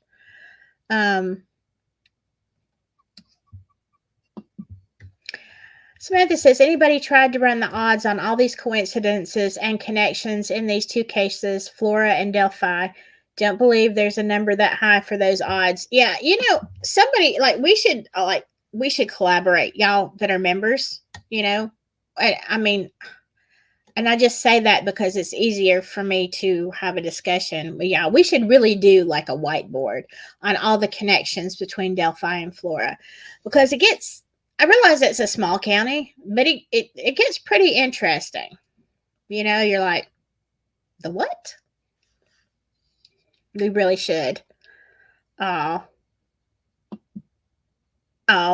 thank you for talking about the girls in Flora. Hey, I'm going to tell you something, Janie Lane. The reason I don't talk about Flora as much is because I cannot hold it together. I get very emotional when I talk about Flora and what happened and the way that those girls were treated and the way that the people that were there, when I did a couple of videos on the reports, the phone calls, the timeline, and I got so mad and I got so upset I had to stop because I literally cannot hold it together. And I mean, it's not that Abby and Libby aren't extremely near and dear to me, because they are, but the Flora girls get no respect, and it just tears me up. And it makes me, I either cry or I get so furiously mad that it should not be on YouTube. Okay. So there's that. That is a case that I just can't. I just can't. Well, thank you, Carrie. All right. Were there any family or others still searching until 2:30? At 2:30, yes, there were. That's why they heard. That's why people reported the screams, because there were people out there. They had called off the search, but there were still a few people out there. But here's the thing: the area that the screams were coming from, there are a few people, a few witnesses who tried to go into the area where the girls were found the next day, and Capitano and or somebody else, there could have been other people, I'm sure more than one person was keeping them back, but definitely Capitano was one of those that said, oh no, don't go any further, we've already searched there, it's all clear, go somewhere else. And it's like I said like months ago, that was my kid out there, I would have pushed you off the bridge before I would have stopped. Okay. I just said, watch me go. But that's just me. But that's why people supposedly did not find them the night before. Okay. Again, horse pucky. A lot of horse pucky in this case. Yeah.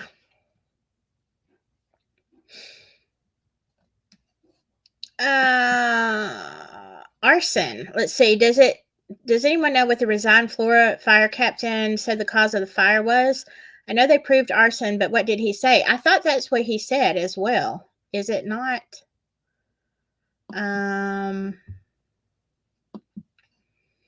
Let's see. Mike was in a canoe from 12 to 2 a.m. I heard. Okay, Mike Patty was looking for them, talking about the screams and all that. Next day, he's out there with a metal detector in the water. That's odd. What was he looking for with a metal detector? Find that interesting. Was he looking for a phone? What was he looking for?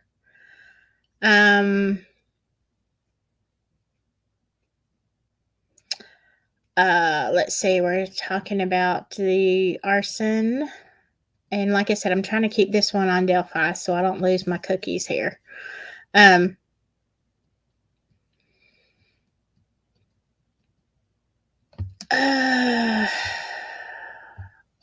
Let's see.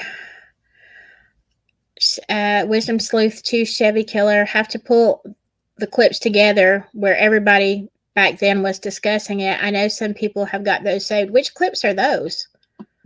I'd like to know. Okay, Lambert said the fired fire captain blamed it. What he blamed the fire on. He did not claim arson. I thought that was the problem. I thought he was kind of had to quit because they were saying arson. I don't see. To me, this just doesn't make sense. But there's a lot about that case that doesn't make sense. Oh, good point, Wisdom. Good point. It was also Doug Carter saying that the person on the bridge is no longer a person of interest. So why did they go in and arrest the person on the bridge? That makes no sense. Not young bridge guy, the one responsible. Interesting. So I have not seen, or am I just forgetting where he said the person on the bridge? Well, they said that first photo, the old guy, the old BG, was not a person of interest. But are they saying, is there somewhere that he said they weren't looking for bridge guy? That would be interesting. Let's see. Yes, Chevy Killer. According to Betsy Blair, he was 20 to 30 with puffy hair. Yeah. Doesn't look like Richard Allen, I can tell you. Not at all. Not to say that he could not be involved. We don't know. But he was not the guy that Betsy Blair saw 100%. And that's the problem. The PCA says he was. According to Betsy Blair, he's the guy that she saw. When clearly, and she saw his car. When clearly he was not from her description. So, lie.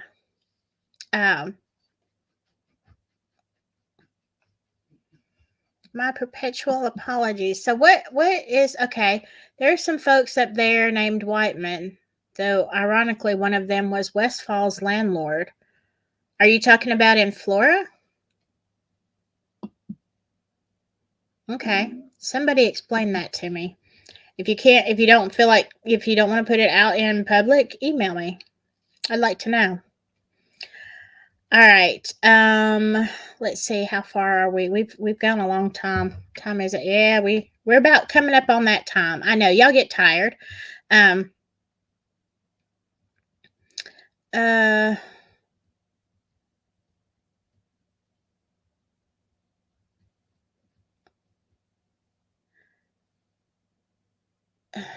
What, something like an SS? What, I don't.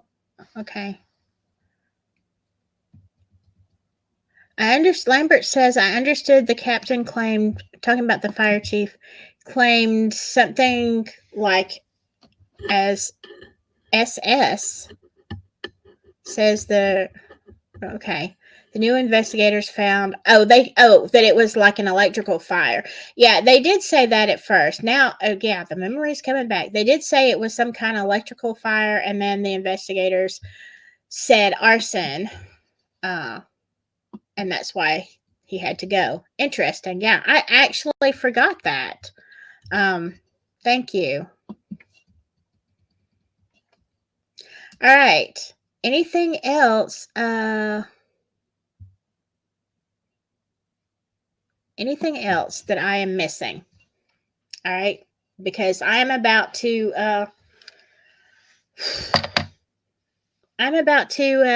Yeah, my brain is fried too. Perpetual. Look at my hair, everything. I have to get up at 4 a.m.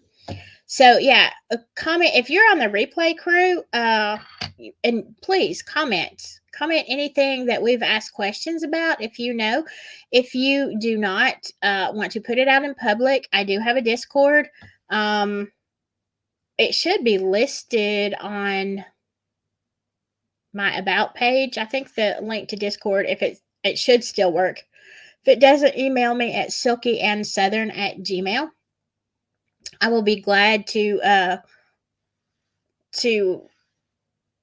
talk to you, add you to Discord, whatever. Just so you know, I know the holidays are coming up. I am not, here's my plan, okay? Don't nail my feet to the floor with this one. But I believe that I'm definitely, like I say this, I'm definitely going to do a members only on Sunday night. Like I'm working long hours between now and then. Sunday night will be a members only, and we are probably going to just blow off steam and have some fun, unless y'all decide that's not what you want to do, because it's your time.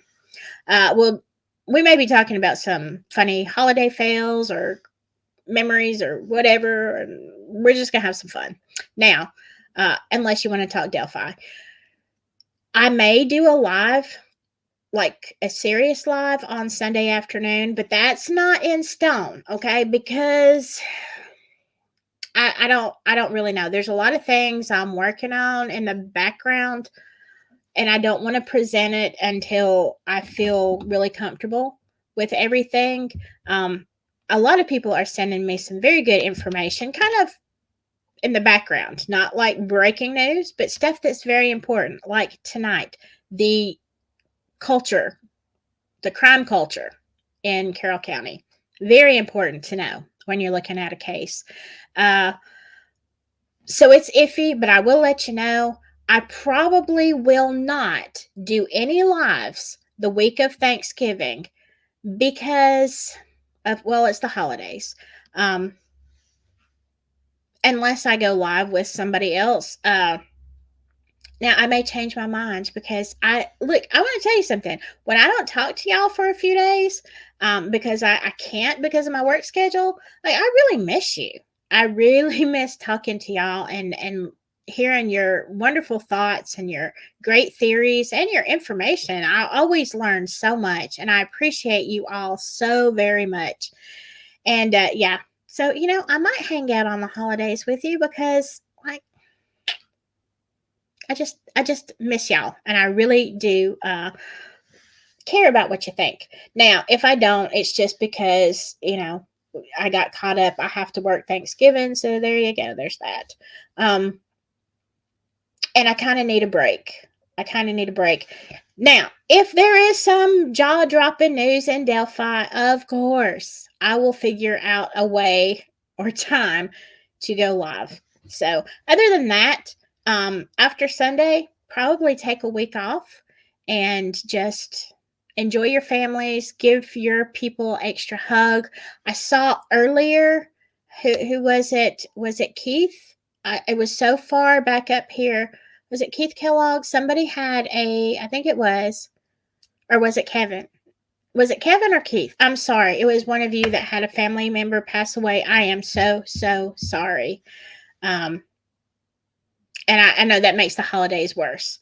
But anyway, I'm sending all my prayers, good vibes, whatever, thoughts out to you. It's hard. It's hard this time of year. So anyway, like I said, comment below. I will see you later. We'll talk about some crazy stuff. We always do, right? And again, anything that you find out about any of this stuff, hey, just put it in the comments. I would love to know. All right. I hope you all have a wonderful rest of the week and weekend, and stay safe. Like I always say, especially in Carroll County in Indiana, stay extra safe. And whatever you do, please just stay silky. Okay? I'll see you later. Bye-bye.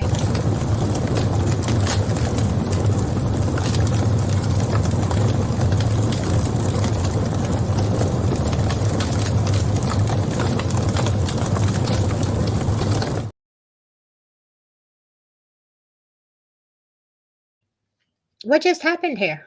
Sorry. I'm trying to leave.